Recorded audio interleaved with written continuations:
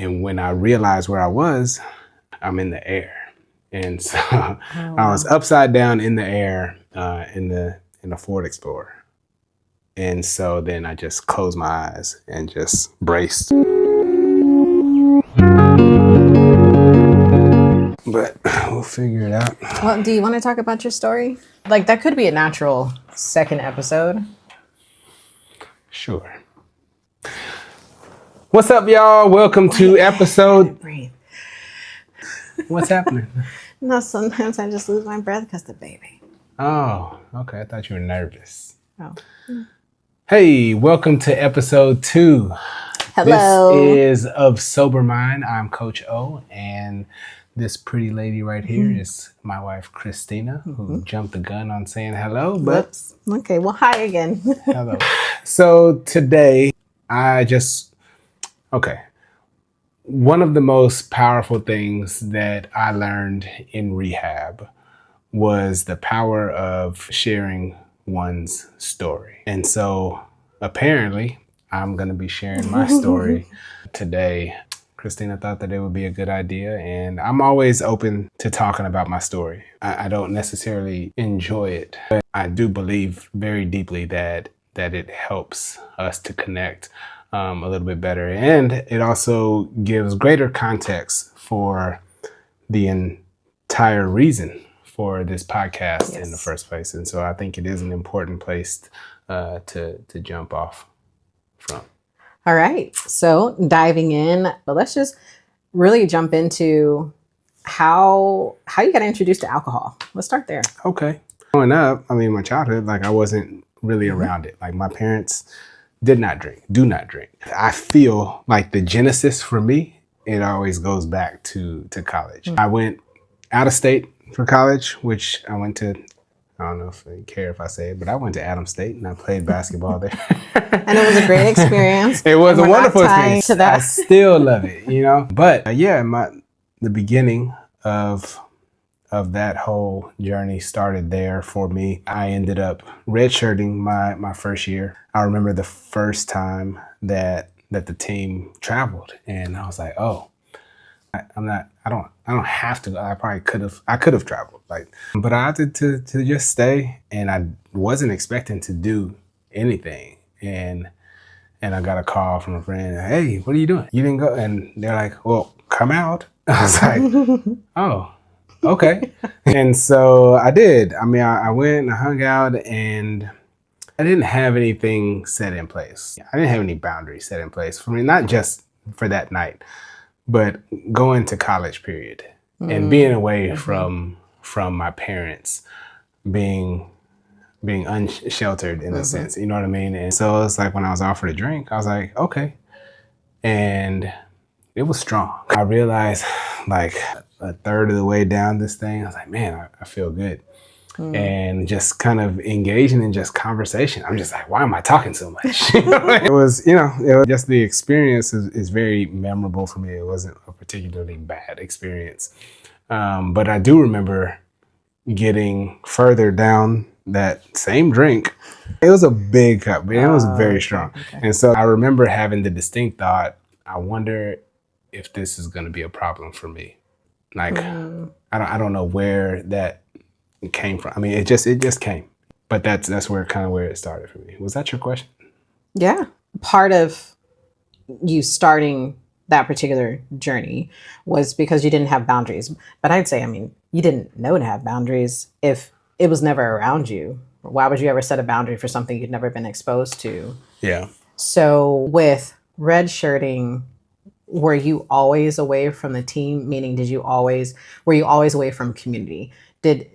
Does that make sense? Because what I'm getting at is how much community may be tied into. Oh, well, no. I think I was still very much a part of the team. My problems with alcohol, I feel, came much later in life. That was my next question, yeah. Yeah, so, well. Let's finish though with college. So you redshirted. Because also the injury, did that play any part? Share with him about the injury that you had your senior year, and did that play a part in Sure. the alcoholism? Yeah, my injury happened my senior year, right before the season. and it was an osteochondral fracture with it, which is an arthritic condition, which is inflammation. So, I mean, hindsight is 2020. Then, yes, the lifestyle that I adopted in college, I feel like That's over fascinating. the several years did cause that injury, because, I mean, you know, to me, it makes sense, Right. right? Alcohol, inflammation, arthritic condition, and then it was just kind of, I just landed like nothing crazy, like my knee didn't twist or anything like that, but I just had this big old piece of cartilage kept popping out of my knee, and so it ended my senior year before it got started. So Did this particular injury play any role in, dare I say, spiral? In terms of this injury, did it impact the drinking further?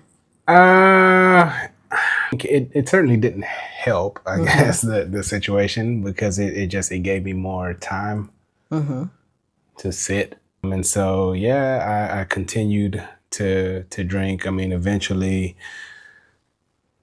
yeah.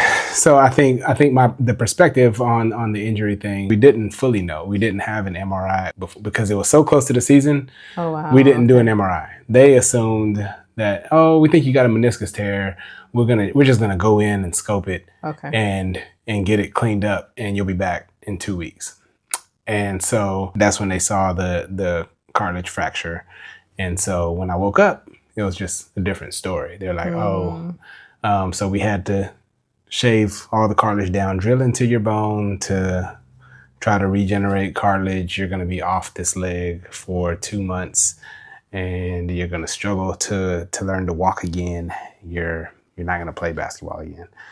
And so all of that, like as soon as I wake up, just kind of shaped my perspective. And so it kind of changed how I went about rehab. You know, it's like, well, there's no rush here. Like, what am I, like, rehabbing for what? I mean, yeah, I'll learn how to walk. Still, somewhere along the way, that did change. I did rehab well enough to walk. More than walk. More than walk, yeah. And so I did. I got my legs strong enough to play basketball again.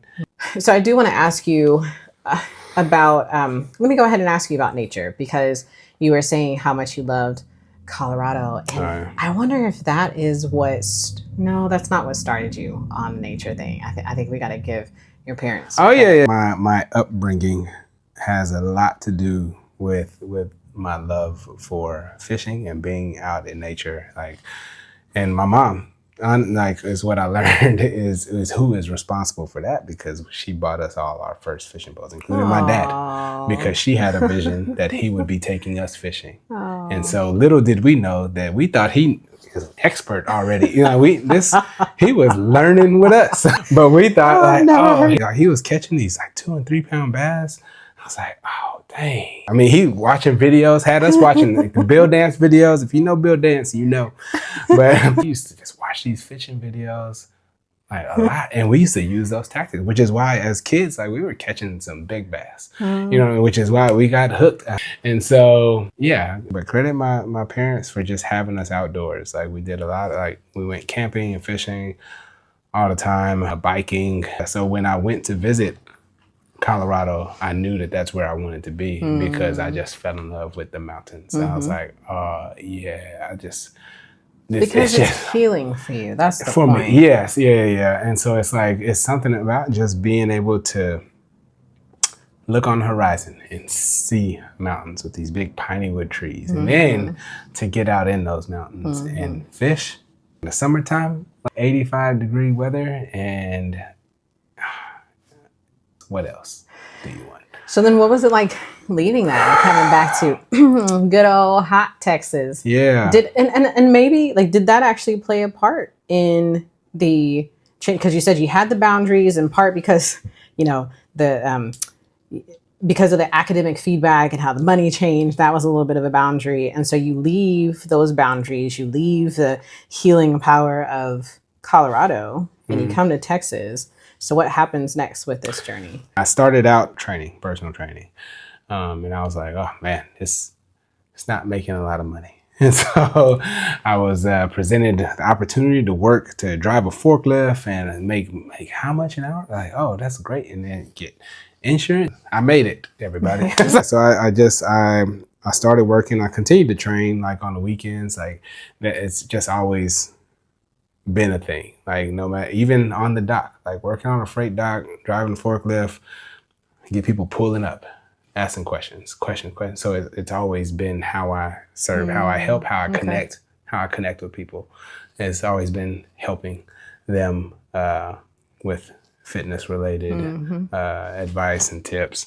It's always been there. And I think fitness has always been kind of a lifeline for me as well. It kept me from, I mean, I did go off the deep end, but it not the deep end. Right. It kept me to a degree. Like it's not because no matter what, like I went through the hangovers, but I'm gonna be working out. Like this next workout is gonna suck. I'm gonna just have to start sweating this stuff out. But the day after that is gonna be a good one. The day after that, but then the weekend's gonna come and I'm gonna feel good again, and let's go. And it wasn't always like that either. I mean, there were times where I wanted to stop, and I did, and I was like, let me just stop drinking and try to hit this fitness goal for a while. And so I would stop drinking for a few months. But every time I went back, it's just stronger and more. So years go on, still working.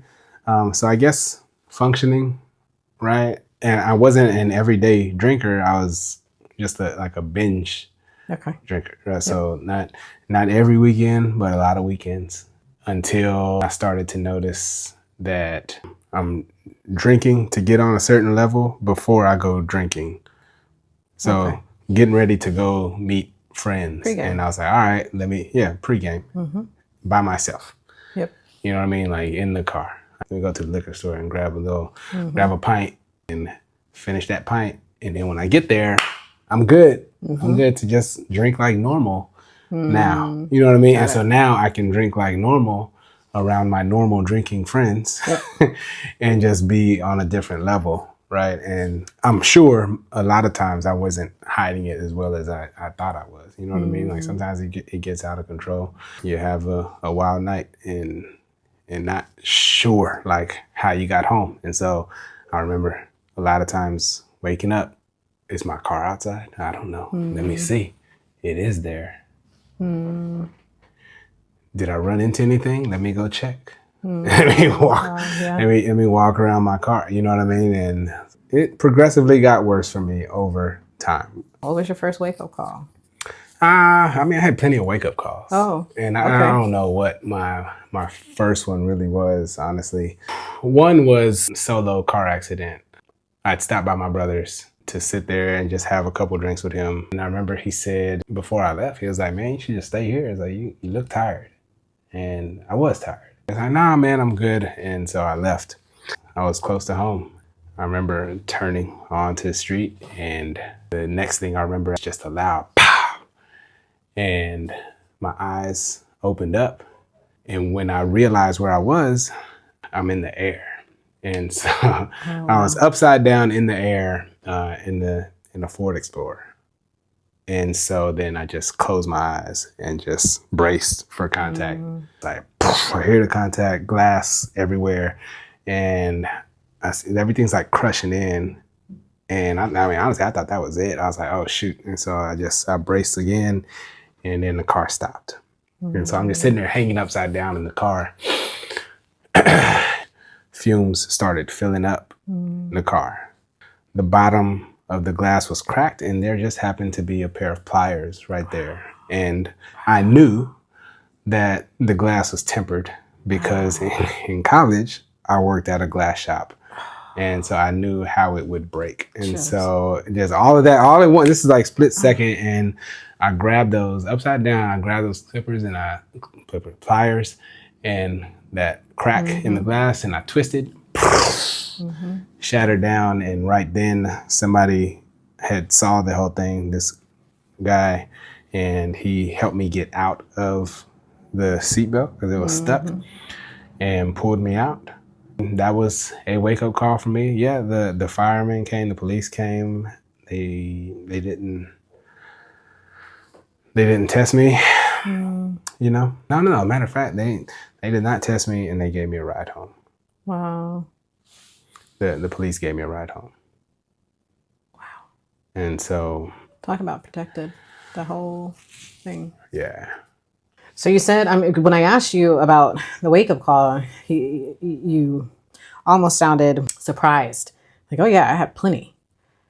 And I'm surprised to hear that there were plenty, just because, I'm still learning. So how do you go from like something that big of a wake-up call, seemingly that big of a wake-up call, to presumably drinking again, and then what was the next one, and like which one stuck? I don't remember the order necessarily, but I think a lot of it, like when you go through the stuff, it's the shame of going through the stuff, and it's like, now I gotta deal with this. I gotta deal with I gotta get another car. I gotta be able to get to work. I gotta all these things. You know what I mean? It's just too much right now, and so it didn't stop me. It just like kept me in that. That makes sense. In that cycle. I guess the wake up call that stuck was being robbed at gunpoint. So I went out by myself, but same thing, I was drinking before I was going to drink. And so when I was actually out, I drank like normal, maybe a couple drinks at this place, but then I left, and not sure how I got to these back roads. Like, what was I doing at this stop sign for so long? Did I just fall asleep, pass out at the stop sign? I think so. Yeah, probably. Because next thing I hear is like, get out, get out, get out. And it's this dude with the gun in my face. I get out, robbed me, like took everything. Told me to turn around, and I did. I was like on the ground. I turned around, and I'm just waiting on them to shoot. Next thing I know, I just hear my car peeling off. Yeah, and so that was a whole ordeal. That was a whole ordeal, dealing with the police report, dealing with just getting home. All of that led to outpatient rehab for the first time. So first time getting help for alcohol. It's outpatient. I was like, okay, and it was a few weeks long. I went. I was like, okay, I can do this. It was just a meeting, like 3 times a week. Okay. And that was the beginning of my first sobriety stint. I remember 4 months later having craving, just wanting to drink.